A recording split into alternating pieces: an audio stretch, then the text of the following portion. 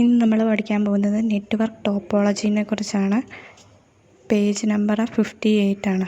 അപ്പോൾ network topology എന്ന് പറയുമ്പം നമ്മുടെ ഒരു നെറ്റ്വർക്കിൽ കമ്പ്യൂട്ടേഴ്സ് അറേഞ്ച് ചെയ്യുന്ന ആ ടോപ്പോളജിക്ക് പറയുന്ന പേരാണ് നെറ്റ്വർക്ക് ടോപ്പോളജി എന്ന് പറയുന്നത്. നമുക്ക് ടെക്സ്റ്റ് നോക്കാം. The logical layout of a network is called topology. അപ്പം നെറ്റ്വർക്കിൻ്റെ ഒരു ലോജിക്കൽ ലേഔട്ടിനെയാണ് നമ്മൾ ടോപ്പോളജി എന്ന് പറയുന്നത്. There are 4 basic topologies for a network.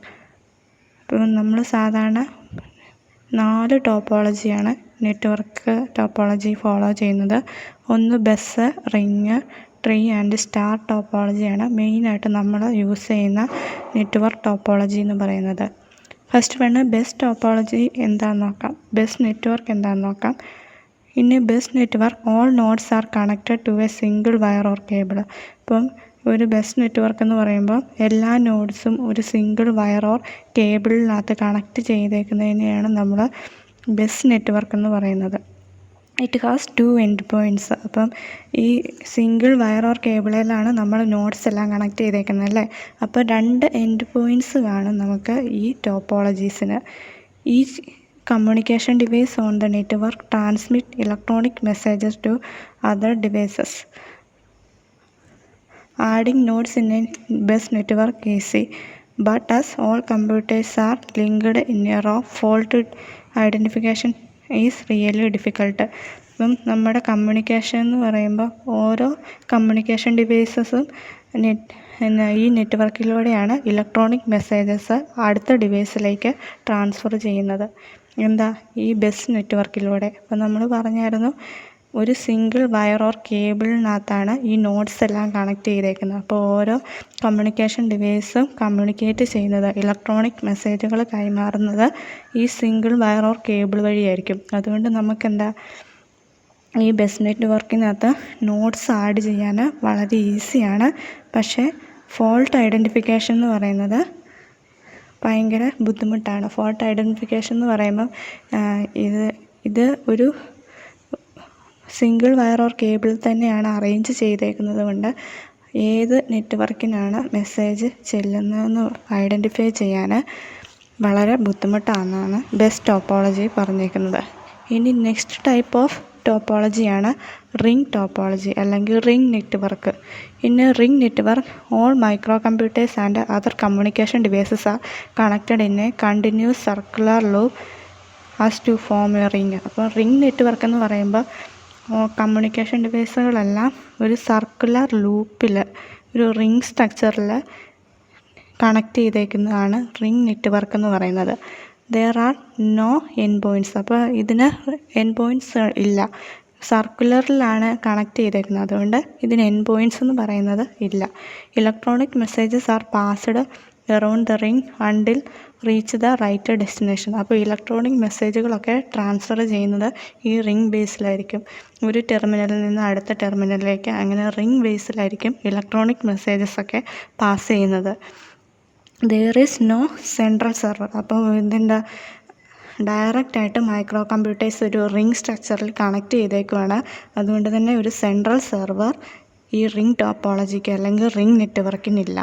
In ring topology failure of one node makes transfer of data in that direction impossible. അപ്പോൾ ഒരു disadvantages എന്ന് പറയുന്നത് റിംഗ് നെറ്റ്വർക്കിൻ്റെ ഒരു ഡിസഡ്വാൻറ്റേജസ് എന്ന് പറയുന്നത് ഇപ്പോൾ ഏതെങ്കിലും ഒരു കമ്പ്യൂട്ടറിന് അല്ലെങ്കിൽ ഏതെങ്കിലും ഒരു ടെർമിനലിന് എന്തെങ്കിലും ഫെയിലർ വന്നിട്ടുണ്ടെങ്കിൽ അത് മറ്റ് കമ്പ്യൂട്ടറിലേക്കും ബാധിക്കും എന്നുള്ള. റിംഗ് ബേസിലല്ലേ ഇലക്ട്രോണിക് മെസ്സേജസൊക്കെ പാസ് ചെയ്യുന്നത്. അപ്പം ഏതെങ്കിലും ടെർമിനൽ ഫെയിലായിട്ടുണ്ടെങ്കിൽ അടുത്ത ടെർമിനലിലേക്കും മെസ്സേജ് കിട്ടുക എന്ന് പറയുന്നത് വളരെ പ്രയാസമുള്ളൊരു കാര്യമാണ്.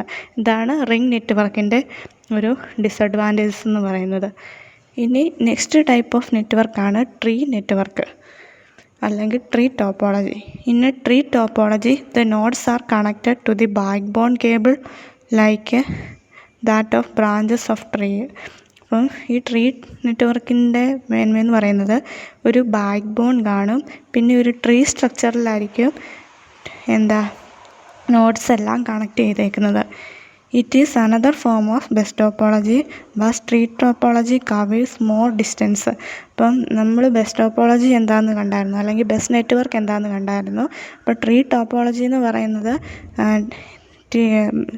ബസ് ടോപ്പോളജിയുടെ തന്നെ ഒരു ടൈപ്പാണ്. പക്ഷേ എന്താ, കവേഴ്സ് മോർ ഡിസ്റ്റൻസ് കവർ ചെയ്യാൻ പറ്റും എന്നുള്ളതാണ് ട്രീ നെറ്റ്വർക്ക് അല്ലെങ്കിൽ ട്രീ ടോപ്പോളജിയുടെ ഒരു അഡ്വാൻറ്റേജ് എന്ന് പറയുന്നത്.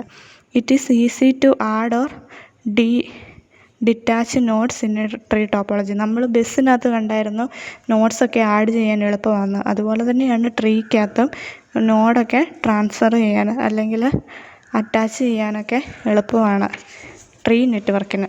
ഇപ്പം നമ്മൾ 3 നെറ്റ്വർക്ക് പഠിച്ചു: ബസ് നെറ്റ്വർക്ക്, റിങ്, ട്രീ. അപ്പോൾ ഇതിൻ്റെയൊക്കെ ഫിഗർ ടെക്സ്റ്റിനകത്ത് തന്നിട്ടുണ്ട്. അപ്പം നമുക്ക് കൂടുതൽ ഡീറ്റെയിൽ ആയിട്ട് മനസ്സിലാവും.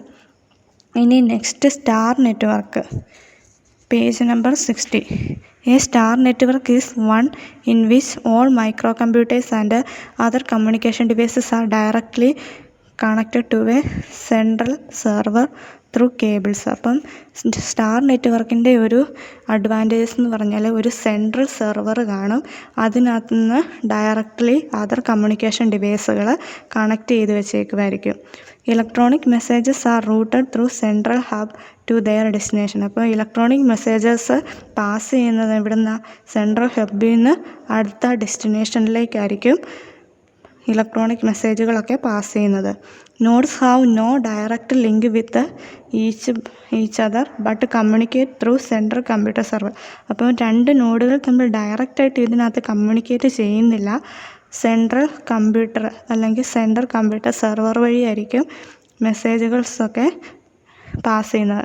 മറ്റേ നെറ്റ്വർക്കിനൊക്കെ നമ്മൾ കണ്ടായിരുന്നു ഡയറക്റ്റായിട്ട് മറ്റു നോഡുകളുമായിട്ട് ലിങ്ക് ഉണ്ടായിരുന്നു. പക്ഷേ ഈ സ്റ്റാർ നെറ്റ്വർക്ക് എന്ന് പറയുമ്പോൾ ഒരു സെൻട്രൽ കമ്പ്യൂട്ടർ ഓർ സെർവറിൽ നിന്നാണ് മറ്റു നെറ്റ്വർക്കിലേക്ക് മെസ്സേജുകൾ പാസ് ചെയ്യുന്നത്. If one node fails to work, fault detection is easy and it does not affect the functioning of other nodes. അപ്പം സ്റ്റാർ നെറ്റ്വർക്കിൻ്റെ ഒരു ബെനഫിറ്റ് എന്ന് പറയുന്നത് ഇവിടെ ഒരു സെൻട്രൽ ഹബ് ഉണ്ടല്ലേ, സെൻട്രൽ സെർവർ ഉണ്ട്. അപ്പോൾ സെൻട്രൽ സെർവറാണ് മറ്റ് കമ്പ്യൂട്ടറിലേക്ക് മെസ്സേജ് പാസ് ചെയ്യുന്നത്. അതുകൊണ്ട് തന്നെ ഇപ്പോൾ ഒരു നോഡ് വർക്ക് ചെയ്യുന്നില്ലെങ്കിൽ പോലും ആ നോഡ് മാത്രമേ വർക്ക് ചെയ്യാതെ വരുന്നുള്ളൂ. ബാക്കി നോട്ട്സിൻ്റെ ഫങ്ഷനിങ്ങിനെ ഒരിക്കലും അത് ബാധിക്കുന്നില്ല എന്നുള്ളതാണ് സ്റ്റാർ നെറ്റ്വർക്കിൻ്റെ ഒരു മേന്മയെന്ന് പറയുന്നത്.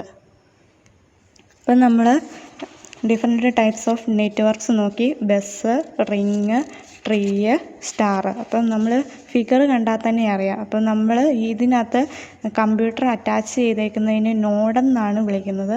ഡയറക്റ്റ് നോഡെന്നാണ് വിളിക്കുന്നത്. അത് ഓർത്തിരിക്കുക. നമ്മൾ സെൻട്രൽ ഹബ്ബ്, നോഡ്സ്, ഇങ്ങനെയൊക്കെയാണ് നെറ്റ്വർക്ക് ടോപ്പോളജിക്കകത്ത് കമ്പ്യൂട്ടേഴ്സ് അല്ലെങ്കിൽ അതർ കണക്റ്റിംഗ് ഡിവൈസുകളൊക്കെ കണക്ട് ചെയ്തേക്കുന്നത്. ഇനി നെക്സ്റ്റ് പറഞ്ഞേക്കുന്നത് application of network and communication. അപ്പം നെറ്റ്വർക്ക് അല്ലെങ്കിൽ കമ്മ്യൂണിക്കേഷനുകളുടെ ആപ്ലിക്കേഷനെ കുറിച്ചാണ് നെക്സ്റ്റ് പറഞ്ഞേക്കുന്നത്.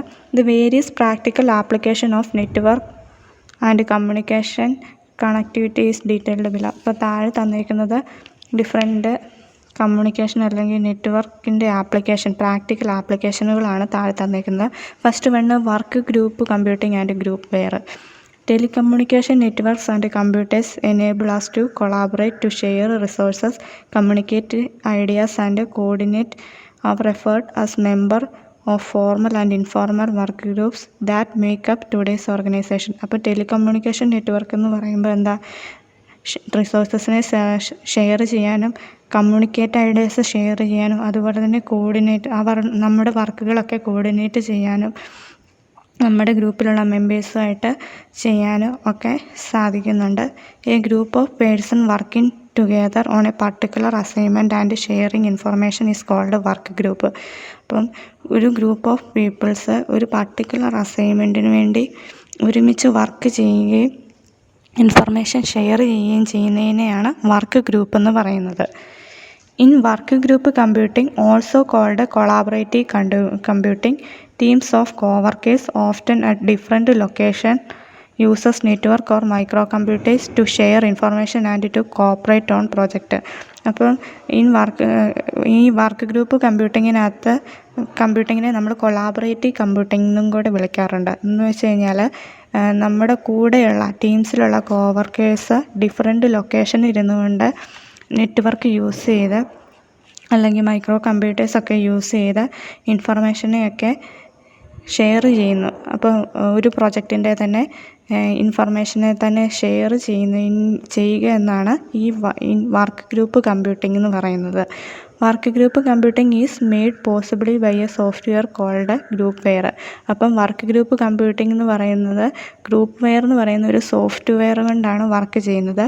Which allows 2 or more people on a network to work same project at same time. അപ്പം ഗ്രൂപ്പ് വെയറിൻ്റെ ഒരു പ്രത്യേകത എന്ന് പറഞ്ഞു കഴിഞ്ഞാൽ ഒരു നെറ്റ്വർക്കിലുള്ള മോർ ദാൻ ഒന്നിൽ കൂടുതൽ പീപ്പിളിന് സെയിം പ്രോജക്റ്റ് തന്നെ സെയിം ടൈമിൽ വർക്ക് ചെയ്യാൻ പറ്റുമെന്നുള്ളതാണ് ഗ്രൂപ്പ് വെയർ എന്ന് പറയുന്ന സോഫ്റ്റ്വെയറിൻ്റെ ഒരു മേന്മ എന്ന് പറയുന്നത്.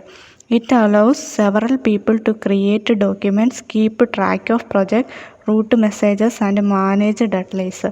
അപ്പം ഈ ഗ്രൂപ്പ് വെയർ യൂസ് ചെയ്യുന്നതുകൊണ്ട് ഡിഫറെൻ്റ് ആയിട്ടുള്ള പീപ്പിളിന് ഡോക്യുമെൻ്റ് ക്രിയേറ്റ് ചെയ്യാനും പ്രൊജക്റ്റിനെ ട്രാക്ക് ചെയ്യാനും മെസ്സേജസിനെ റൂട്ട് ചെയ്യാനൊക്കെ പറ്റും.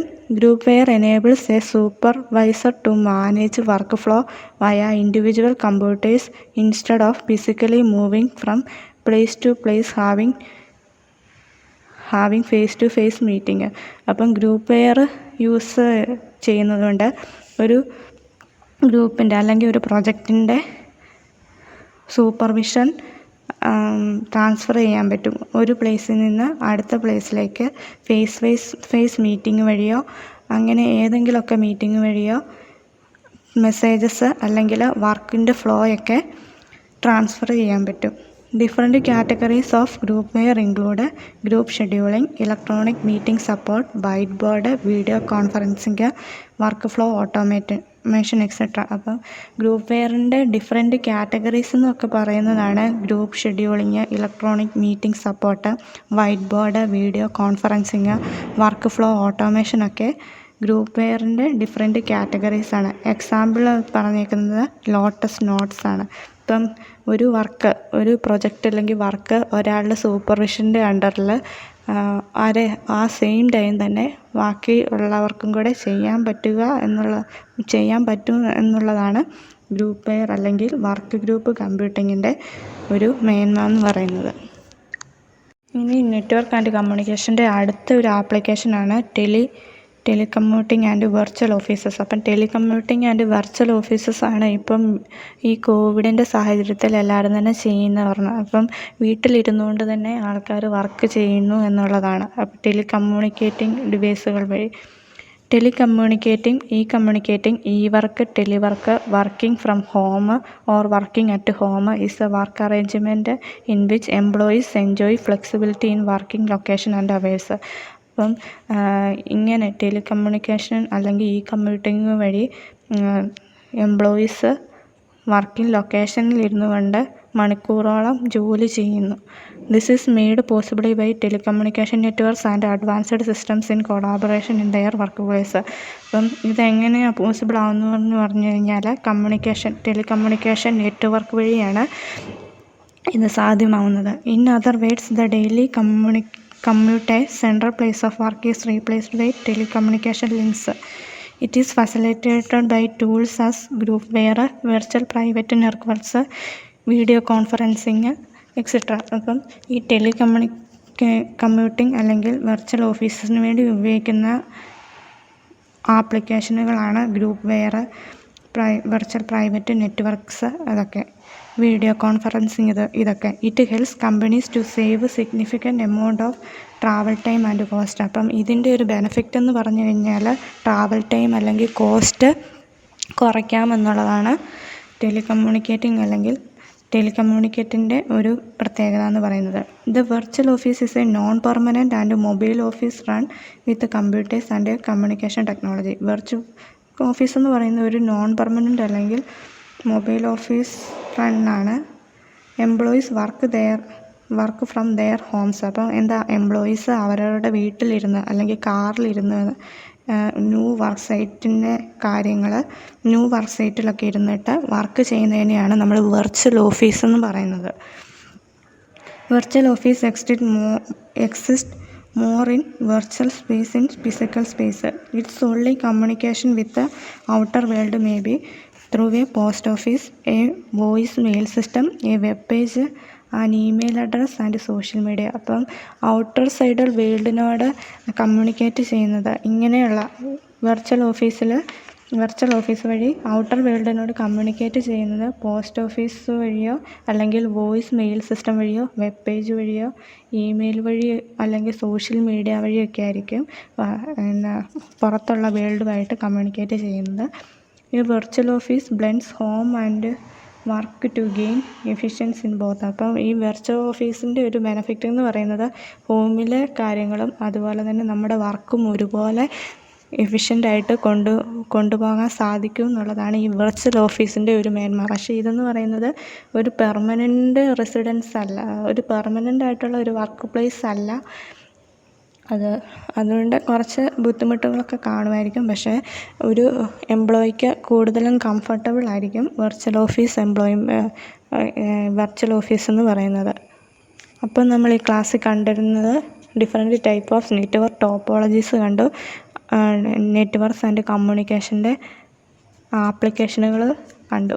അപ്പം പേജ് നമ്പർ 58 മുതൽ 62 വരെയുള്ള പേജസാണ് നമ്മളിപ്പം കവർ ചെയ്തത്.